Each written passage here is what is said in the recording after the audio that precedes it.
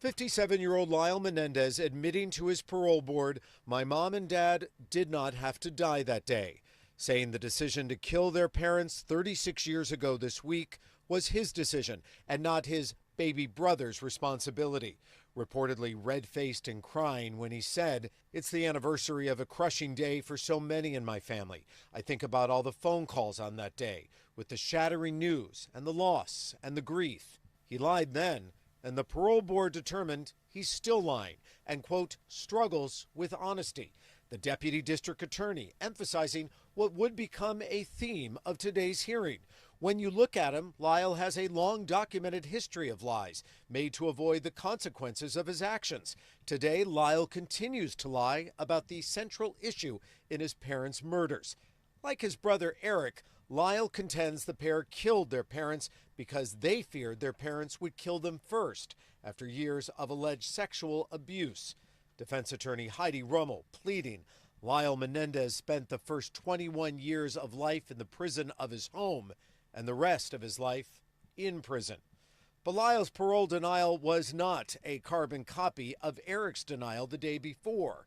It was really actually kind of fascinating to see how different the 2 days were. Eric one day and Lyle the next day. And he did great. He was a trooper.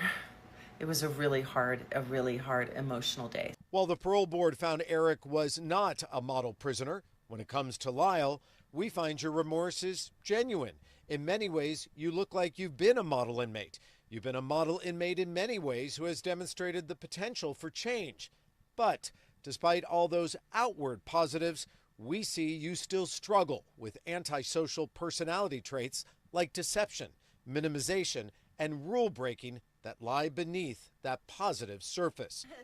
Remaining positive tonight, the brother's first cousin. I do want to always remind people that a couple of years ago, this was not even a possibility. Despite all of this, Lyle says about his relatives, they are still here, showing up for me, disrupting their lives, dealing with public scrutiny, and I will never deserve it. Will Lyle Menendez ever deserve freedom? The parole commissioner concluding, don't ever not have hope. This denial is it's not the end. It's a way for you to spend some time to demonstrate, to practice what you preach about who you are, who you want to be. Don't be somebody different behind closed doors.